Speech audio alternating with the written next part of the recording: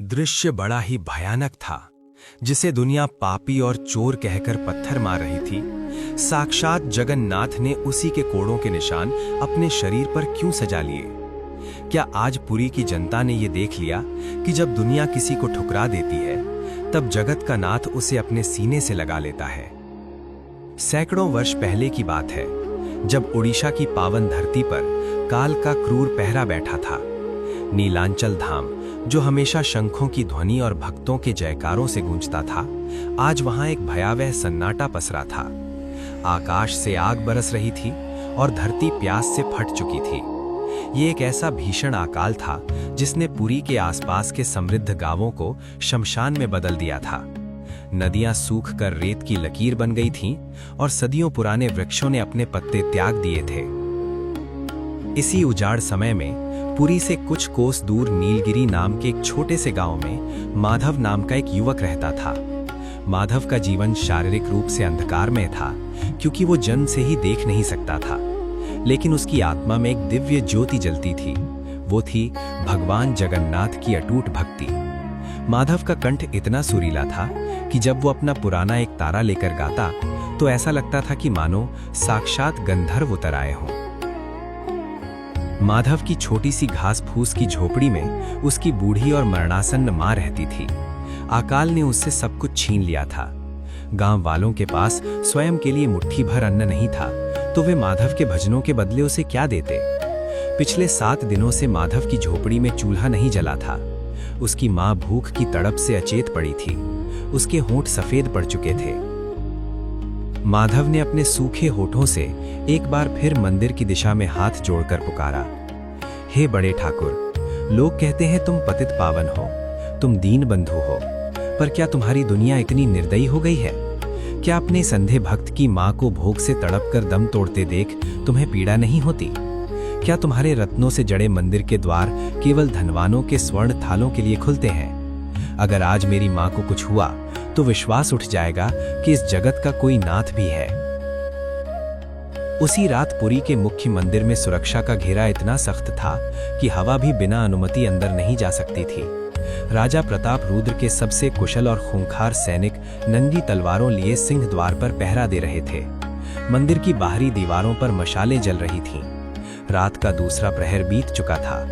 अचानक मंदिर के भीतर से एक दिव्य संगीत की गूंज सुनाई दी, जैसे कोई नन्हे पैरों की पायल खनक रही हो। अरे ये क्या? बिना किसी चाबी के गर्भगृह के वे भारी पीतल के कपाट, जिन्हें खोलने के लिए 10 बलशाली पुरुषों की शक्ति भी कम पड़ती थी, वे अपने आप धीरे धीरे बिना किसी कर्कश ध्वनि के खुलने लगे। पहरेदार अपनी जगह पर जैसे पत्थर की मूरत बन गए। उनकी आंखें खुली थीं, पर उनकी चेतना शून्य हो चुकी थी। जैसे ही सन्नाटा गहराया, गर्भगृह की रहस्यमयी छाया से एक सांवला नन्हा बालक बाहर निकला। उसके सिर पर एक मोरपंख लहरा रहा था, पर आज उसके हाथों में वो तेजस्वी सुदर्शन चक्र नहीं था। उसके दोनों नन्हे कोमल हाथों में महाप्रसाद के 2 बड़े मिट्टी के मटके थे, जिनसे ताजा मक्खन और भाप छोड़ती खिचड़ी की अलौकिक सुगंध आ रही थी। क्या संपूर्ण ब्रह्मांड का स्वामी आज अपने ही मंदिर में चोरी करने निकला था? क्या साक्षात नारायण आज एक साधारण चोर बन गए थे? रात के सन्नाटे में माधव अपनी झोपड़ी के बाहर बैठा शून्य में ताक रहा था। तभी उसे किसी की पदचाप सुनाई दी। सूखी सूखी पत्तियों पर किसी के चलने की आहट हुई। किसी ने बड़ी ही कोमलता और अधिकार के साथ उसकी झोपड़ी का द्वार खटखटाया। माधव चौंक गया। उसका हृदय धड़कने लगा। उसने पूछा, इस आधी रात में जहां मौत का साया नाच रहा है, वहां कौन आया है? एक अत्यंत मधुर, चंचल और शरारती आवाज आई, अरे माधव, तू इतना डरता क्यों है? मैं तेरा पुराना मित्र हूँ, जग्गू। तू और मैया कब तक भूखे पेट भगवान को कोसते रहोगे? देख, मैं तेरे लिए मंदिर से गर्मा गर्म खिचड़ी और ताजा मक्खन लाया हूँ। माधव चकित था। उसने कांपते हाथों से उस बालक का हाथ पकड़ा। वो स्पर्श, वो इतना कोमल था जैसे चंदन का लेप हो। माधव ने पूछा, जग्गू, पर इस अकाल में जहाँ चिड़िया को दाना नहीं मिल रहा, तुझे ये भोजन कहाँ से मिला? और तू है कौन? मैंने तो तुझे गांव में पहले कभी नहीं देखा। बालक खिलखिलाकर हंसा। उसकी हंसी में हजारों वीणाओं की झंकार थी। वो बोला, अरे, मंदिर के उस मोटे पुजारी की आंख बचाकर उसके रसोई घर से ये मटके उठा लाया हूँ। उसने बहुत सारा माल छिपा रखा था। जल्दी खा ले माधव, वरना वो लाठी लेकर पीछे दौड़ेगा और मुझे पकड़ लेगा। माधव अंधा था, वो देख नहीं सका कि उसके सामने खड़ा बालक कोई साधारण ग्वाला नहीं, बल्कि साक्षात जगन्नाथ है। उसने और उसकी माँ ने उस दिव्य प्रसाद को ग्रहण किया। जैसे ही वो अन्न उनके गले के नीचे उतरा, उनके शरीर की सारी दुर्बलता गायब हो गई। माधव की माँ की आंखों में चमक लौट आई। अगली सुबह पुरी मंदिर में हाहाकार मच गया। पुजारी जब मंगला आरती के लिए पहुंचे तो उन्होंने देखा कि भगवान का रत्न जड़ित स्वर्ण थाल गायब था और मंदिर के गुप्त भंडार गृह से महाप्रसाद के बर्तन नदारद थे। मंदिर की शुचिता भंग हो चुकी थी। राजा प्रताप रुद्र, जो स्वयं को धर्म का रक्षक मानते थे, उनका चेहरा क्रोध से तमतमा उठा। उन्होंने सैनिकों की ओर देखकर दहाड़ा, पुरी की पावन भूमि पर यह धृष्टता किसने की? मंदिर के भीतर घुसकर भगवान का भोग चुराने वाले उस पापी को पाताल से भी ढूंढ कर लाओ। उसे कल सूर्योदय के समय बीच चौराहे पर मृत्यु दंड दिया जाएगा। सैनिकों ने पूरे नगर और आसपास के गांवों की सघन तलाशी शुरू की। अंततः वे माधव की झोपड़ी तक पहुंचे। वहां झोपड़ी के बाहर वही स्वर्ण थाल कीमती नक्काशी के साथ धूल में पड़ा था, जिसे वो नन्हा जग्गू जानबूझकर वहां छोड़ गया था। सैनिकों ने माधव को निर्दयता से घसीटा। माधव चिल्लाता रहा, मैंने चोरी नहीं की, जग्गू लाया था। पर किसी ने उसकी नहीं सुनी। उसे खींचकर राज दरबार में पेश किया गया। राजा ने ऊंचे स्वर में पूछा, अंधे अपराधी, तूने मंदिर की पवित्रता को कलंकित कैसे किया? तेरे पास मंदिर के भीतर घुसने की शक्ति कहां से आई? सच बता, तेरे साथ और कौन कौन से डाकू शामिल थे?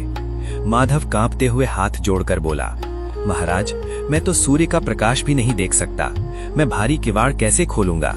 कल रात मेरा नन्हा मित्र जग्गू आया था। उसने मुझे और मेरी मरती हुई माँ को भोजन कराया। मुझे लगा वो कोई दयालु बालक है। मुझे क्या पता था कि वो चोर है। राजा ने व्यंग से हंसते हुए कहा, अंधा होकर भी इतनी सफाई से झूठ बोलता है? सैनिकों, इसे पत्थर के खंभे से बांधो और तब तक भारी कोड़े मारो जब तक ये अपने असली साथियों का नाम न उगल दे। जल्लाद ने एक भारी चमड़े का कोड़ा उठाया। चारों ओर हजारों की भीड़ जमा थी। जैसे ही पहला प्रहार माधव की नंगी पीठ पर हुआ, माधव के मुंह से दर्द भरी कराह नहीं, बल्कि केवल एक ही शब्द निकला, जगन्नाथ, रक्षा करो। लेकिन जो दृश्य उसके बाद घटित हुआ, उसने पुरी के इतिहास की दिशा बदल दी। अरे ये क्या? जैसे ही कोड़ा माधव की पीठ पर स्पर्श हुआ, कोड़े की आवाज राज दरबार से नहीं, बल्कि मंदिर के बंद गर्भगृह के भीतर से किसी बिजली के कड़कने जैसी गूंजी। राजा और प्रजा भयभीत होकर मंदिर की ओर भागे। जैसे ही मंदिर का पर्दा हटाकर भगवान की मूर्ति देखी गई, वहां का दृश्य देखकर सबके हृदय की धड़कनें रुक गईं। भगवान जगन्नाथ के उस कठोर पत्थर के विग्रह की पीठ पर कोड़े का गहरा लहूलुहान निशान उभर आया था। भगवान की बड़ी बड़ी गोल आंखों से साक्षात अश्रुधारा बह रही थी और उनके काले विग्रह की पीठ से ताजा रक्त की बूंदें टपक रही थीं। पुजारी और राजा की तलवारें हाथ से गिर गईं। चीख पुकार मच गई। अनर्थ हो गया। हमने एक निरीह भक्त को नहीं, साक्षात ब्रह्मांड के नायक को कोड़ा मारा है। राजा प्रताप रुद्र उसी धूल में गिर पड़े और माधव के चरणों को अपने आंसुओं से धोने लगे। तभी पूरे मंदिर परिसर में एक दिव्य और गंभीर स्वर गूंजा, जो पहाड़ों की गूंज जैसा था। प्रताप रुद्र, तूने मंदिर को सोने से मढ़ दिया, पर अपने राज्य के भूखों की सिसकियां नहीं सुनी। तूने मेरी मूर्ति को 56 भोग लगाए, पर मेरे जीवित स्वरूप मनुष्य को दाने दाने को तरसाया। जब मेरा भक्त तड़पता है तो मेरा ये पत्थर का विग्रह भी धड़कने लगता है। हाँ, मैंने चोरी की। मैंने अपने ही घर से, अपने ही भंडार से अपने भूखे भक्त के लिए अन्न चुराया। क्योंकि मैं पत्थर की दीवारों में कैद नहीं हूं, मैं तो प्रेम और करुणा के वश में हूं। उसी क्षण माधव की आंखों के सामने का अंधकार फट गया। उसे पहली बार रोशनी मिली। उसने देखा कि उसके सामने वही नन्हा जग्गू खड़ा था, जो अब चतुर्भुज रूप में शंख, चक्र, गदा और पद्म धारण किए मंद मंद मुस्कुरा रहा था। माधव की आंखों से भक्ति का सैलाब उमड़ पड़ा। ये महागाथा हमें ये सिखाती है कि ईश्वर के लिए कोई नियम, कोई शुचिता और कोई लोकलाज मायने नहीं रखती। जब बात उनके भक्त के निष्कपट प्रेम की आती है, वे अपने ही घर में चोर बन सकते हैं। वे भक्त के बदले खुद कोड़े खा सकते हैं और रत्न जड़ित सिंहासन छोड़कर धूल भरी झोपड़ियों में आ सकते हैं।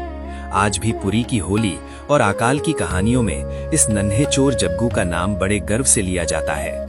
लोग कहते हैं कि जगन्नाथ केवल मंदिर के अधिपति नहीं, वे तो हर उस आत्मा के साथ ही है जो उन्हें बिना किसी दिखावे के पुकारती है।